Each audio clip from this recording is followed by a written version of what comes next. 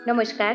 જયસિંહ કન્યા શાળા અમરેલી, ધોરણ 6, સત્ર 1, પાઠ 3 દ્વિદલ, જેનો પહેલો ભાગ આજે આપણે શીખીએ. પ્રથમ કથા મૂર્તિ. દ્વિદલની અંદર 2 બૌદ્ધ કથાઓ આપેલી છે, જેમાં પહેલી કથા છે તેનું શીર્ષક છે મૂર્તિ. પાઠ પ્રકાર બૌદ્ધ પાઠ અથવા તો બૌદ્ધ કથા કે વાર્તા. હેતુઓ: આ આપણું પાઠ્યપુસ્તક છે, જેનું દ્વિદલનું પેજ 1, ત્યાર પછી આ પહેલી વાર્તા અહીં પૂરી થાય છે. બીજી વાર્તા સ્વમૂલ્યાંકન. ખૂબ નાની એવી 2 વાર્તાઓ, પરંતુ ખૂબ સરસ બોધપાઠ મળે તેવી છે.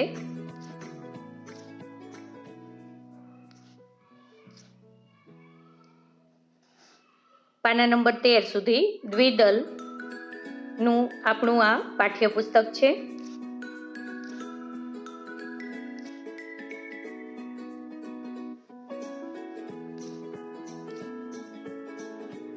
જરૂરી વિગત ધ્યાને લેવી.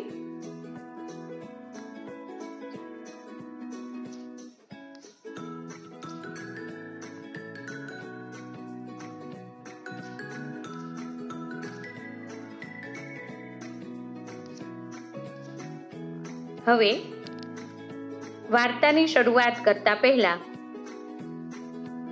આ બંને બૌદ્ધ કથાના લેખક ડૉક્ટર I.K. વીજળીવાળા, તેમનો પરિચય મેળવીએ. જન્મ 14/7/1960. Doctor I.K. વીજળીવાળાનો જન્મ ભાવનગર જિલ્લાના અમરગાઢમાં થયો હતો. તેઓ વ્યવસાયે બાળરોગ નિષ્ણાત ડૉક્ટર છે. ઉપરાંત તેઓ ખૂબ સારા લેખક છે. તેમણે સાયલન્સ પ્લીઝ, મોતીચારો, પ્રેમનો પગરવ અને ઉંદરભાઈને આંખો આવી વગેરે તેમના જાણીતા પુસ્તકો છે. ખૂબ નાની ઉંમરમાં હીરાનો ખજાનો નામે પણ સરસ પુસ્તક લખેલું છે. મોતીચારોની અંદર ભાગ 1-2 એ રીતે નાની પણ ખૂબ અસરકારક, ખૂબ સુંદર સંદેશો આપતી વાર્તાઓ છે અને લેખો છે. ઉંદરભાઈને આંખો આવી એ નાના બાળકોને ઉદ્દેશીને લખાયેલી રસપ્રદ વાર્તાઓ છે.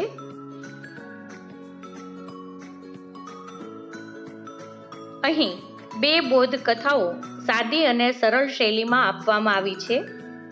પ્રથમ બૌદ્ધ કથા આપણે આજે શીખીએ છીએ, જેમાં શિલ્પીની આત્મનિષ્ઠા અને પ્રભુનિષ્ઠા સુંદર રીતે વ્યક્ત થઈ છે.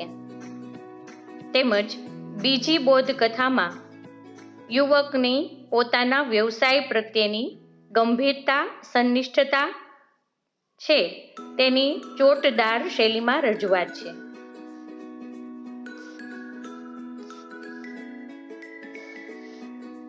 કથા વાંચીએ અને સમજીએ. પહેલી કથા મૂર્તિ. એક માણસ એક વખત પોતાના ગામમાં બની રહેલા નવા મંદિરનું નિર્માણ કાર્ય જોવા ગયો હતો. એ કોઈ જાણકાર નહોતો, બસ એમ જ જોવા માટે ગયો હતો. ત્યાં જઈને એણે જોયું તો એક શિલ્પી ખૂબ જ એકાગ્રતાથી આરસ પહાણના પથ્થરમાંથી ભગવાનની મૂર્તિ ઘડી રહ્યો હતો. પેલા માણસને એના કામમાં રસ પડી ગયો. એ શિલ્પીની બાજુમાં બેસી ગયો. અચાનક એનું ધ્યાન બાજુમાં પડેલી એવી જ અન્ય એક મૂર્તિ પર પડ્યું. એને નવાઈ લાગી. એણે શિલ્પીને પૂછ્યું, મંદિરમાં એક સરખી આ બે મૂર્તિની જરૂર છે? ના, શિલ્પીએ જવાબ આપ્યો. આવી એક જ મૂર્તિની જરૂર છે, પરંતુ આ બીજી મૂર્તિમાં થોડુંક નુકસાન થવાથી છેલ્લી ઘડીએ પડતી મૂકવી પડી છે. પેલા માણસે ઊભા થઈને પડતી મૂકેલી મૂર્તિને ચારે તરફથી તપાસી જોઈ. એને તો કોઈ જગ્યાએ કાંઈ પણ નુકસાન ન દેખાયું. એણે આશ્ચર્ય સાથે શિલ્પીને ફરીથી પૂછ્યું, આ મૂર્તિમાં મને તો કોઈ જ નુકસાન નથી દેખાતું. તમને આમાં કઈ જગ્યાએ નુકસાન દેખાય છે? એના નાક પાસે એક નાનો ઘસરકો થઈ ગયો, શિલ્પીએ કહ્યું. પેલા માણસે ફરીવાર ધ્યાનથી જોયું ત્યારે એને એ નાનો ઘસરકો દેખાયો. એણે શિલ્પીને પૂછ્યું, તમે આ મૂર્તિની સ્થાપના કઈ જગ્યાએ કરવાના છો?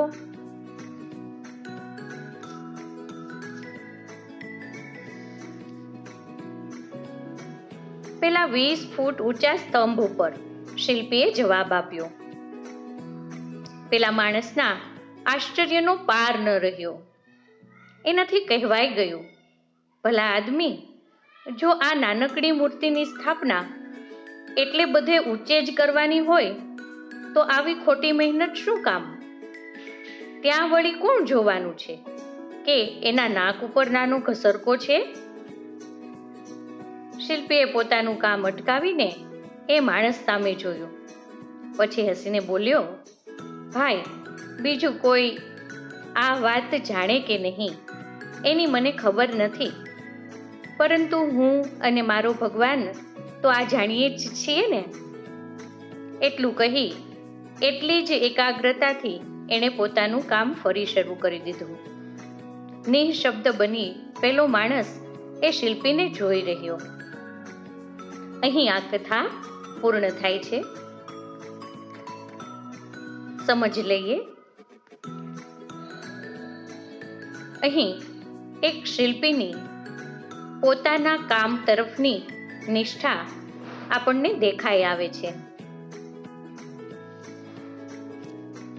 અહીં આપણે જોયું કે એક માણસ પોતાના ગામમાં બની રહેલા મંદિરના નિર્માણ કાર્યને જોવા માટે જાય છે. એટલે કે અમસ્તો લટાર મારવા જાય છે. ત્યારે એ ધ્યાનથી જુએ છે તો એને વાત નજરે પડે છે કે શિલ્પી જે મૂર્તિ બનાવે છે તેવી જ એક મૂર્તિ પાસે પડી છે. જેથી એને પ્રશ્ન થાય છે કે શું આ એક સરખી બે મૂર્તિની મંદિરમાં જરૂર હશે?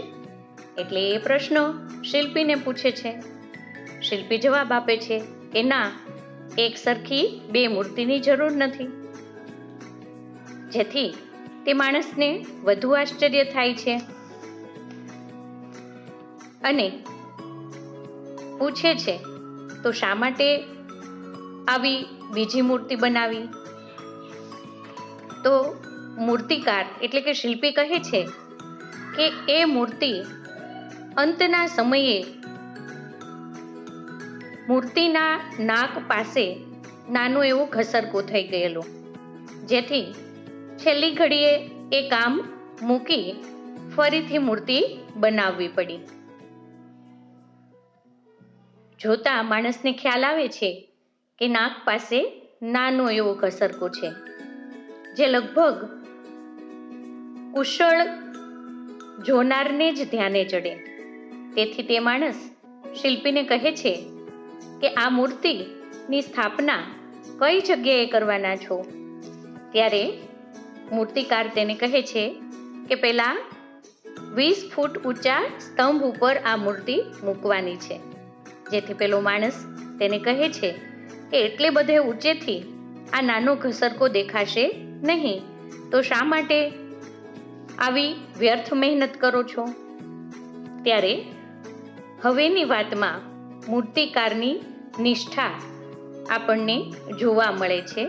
કહે છે કે ભાઈ, બીજું કોઈ આ વાત જાણે કે નહીં એની મને ખબર નથી, પરંતુ હું અને મારો ભગવાન તો આ જાણીએ છીએ ને. એટલું કહીને એ કામમાં લાગી જાય છે અને માણસ એ કારીગરની નિષ્ઠા અને એકાગ્રતાને નિઃશબ્દ વંદન કરે છે. અહીં આ કથા પૂર્ણ થાય છે. આ કથામાંથી આપણને પણ આવી જ નિષ્ઠા દરેક કાર્યમાં દાખવવા માટેની પ્રેરણા મળે છે. પછી તે કોઈ પણ વિષય શીખવાની વાત હોય કે ઘરકામ હોય કે અન્ય કોઈ સામાજિક અને જીવન ઉત્થાનને લગતા કાર્ય હોય, તેમાં આવી જ નિષ્ઠા અને એકાગ્રતા હોવી જોઈએ તેવો બોધ મળે છે. શબ્દાર્થ સમજીએ. આ પાઠમાં મૂર્તિ બોધ કથામાં આવતા શબ્દો સમજીએ. શિલ્પી એટલે કે પથ્થર, ધાતુ કે અન્ય કોઈ ઉપર સુંદર આકાર આપનાર કે કોતરણી કરનાર. સ્તંભ એટલે કે થાંભલો. નિઃશબ્દ એટલે કે શબ્દ વિનાનું. નિરુત્તર કે પછી શાંત. નિર્માણ કાર્ય એટલે કે સર્જન કાર્ય. એકાગ્રતા એટલે કે ધ્યાન. આરસ પહાણ એટલે કે એક જાતનો ચળકતો લીસો પથ્થર. અચાનક એટલે કે એકાએક. અન્ય એટલે કે બીજી. નવાઈ એટલે કે આશ્ચર્ય અથવા અચંબો. ઘસરકો એટલે કે કાપો અથવા તો આંકો. ત્યારબાદ રૂઢિપ્રયોગ. પડતું મૂકવું એટલે કે છોડી દેવું. નિઃશબ્દ બની જવું એટલે કે શાંત થઈ જવું અથવા તો નિરુત્તર. વિદાય લેવી એ બીજી બોધ કથામાં આવતો રૂઢિપ્રયોગ છે. વિદાય લેવી એટલે કે જવા માટે છૂટા પડવું. અભ્યાસ, જેમાં પ્રશ્ન 1, નીચેના પ્રશ્નોના ઉત્તર માટે આપેલા વિકલ્પોમાંથી સાચો ઉત્તર શોધીને તેનો ક્રમ અક્ષર પ્રશ્ન સામેના ચોરસમાં લખો.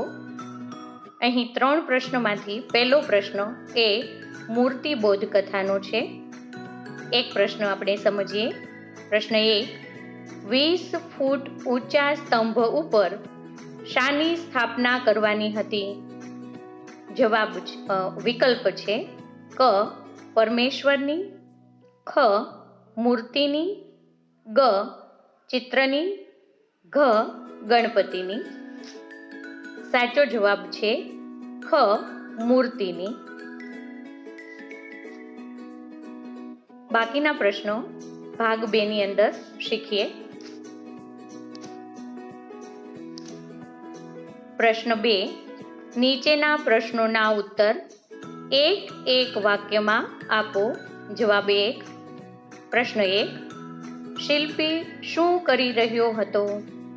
જવાબ, શિલ્પી મૂર્તિ બનાવી રહ્યો હતો.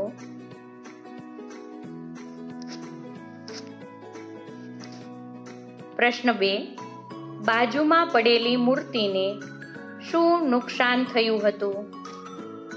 જવાબ 2. બાજુમાં પડેલી મૂર્તિમાં મૂર્તિના નાક પાસે નાનો ઘસરકો પડી ગયો હતો. બાકીના પ્રશ્નો ભાગ 2 માં. પ્રશ્ન 3, નીચેના પ્રશ્નોના ઉત્તર આપો.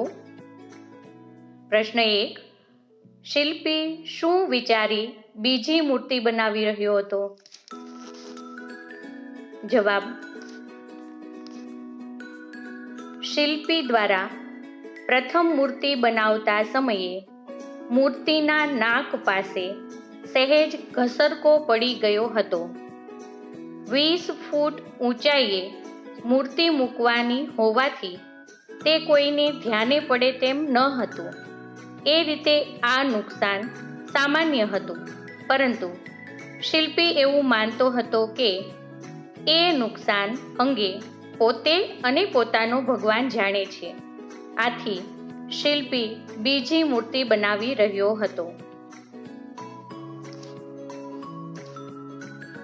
સ્વાધ્યાય પ્રશ્ન 1. નીચેના પ્રશ્નોના ઉત્તર લખો. પહેલો પ્રશ્ન, માણસે બીજી મૂર્તિ જોઈ આશ્ચર્ય શા માટે અનુભવ્યું? જવાબ, માણસે જોયું કે શિલ્પી જે મૂર્તિ ઘડતો હતો એની બાજુમાં એના જેવી જ બીજી એક મૂર્તિ પડેલી હતી. આમ એક જ મંદિરમાં એક સરખી બે મૂર્તિઓ તૈયાર થતી જોઈને માણસે આશ્ચર્ય અનુભવ્યું. બીજો પ્રશ્ન, શિલ્પીએ પહેલી મૂર્તિ પડતી કેમ મૂકી? જવાબ 2.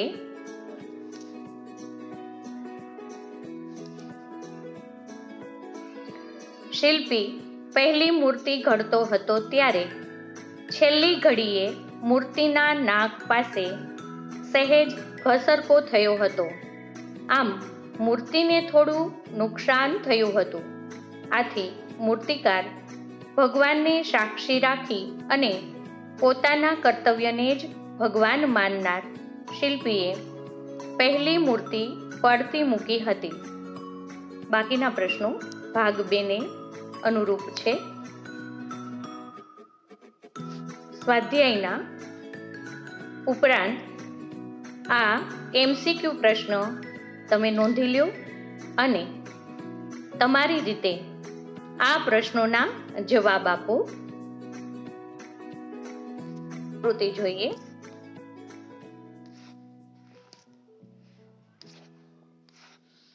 તમારા વિસ્તારમાં આવેલ શિલ્પ સ્થાપત્યો જુઓ અને તેના વિશે લખો.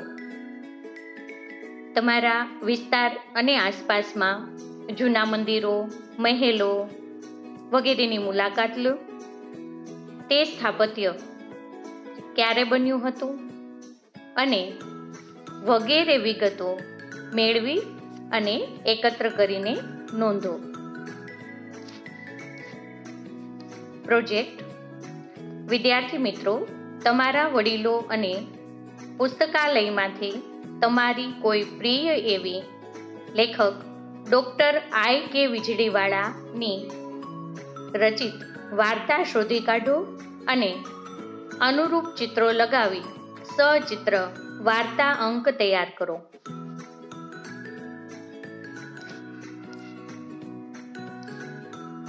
રમત. એકલા પણ રમત રમવી જોઈએ, જેથી શીખેલી વિગત બરાબર યાદ રહે. વાર્તામાં આવતા અંગ્રેજી શબ્દો શોધી નોંધ બનાવો.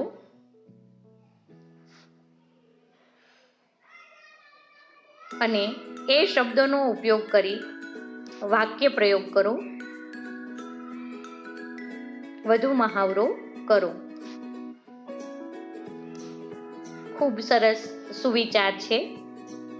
જબ તક तुम दौड़ने का साहस नहीं जुटाओगे, तुम्हारे लिए प्रतिस्पर्धा में जीतना सदा असंभव बना रहेगा.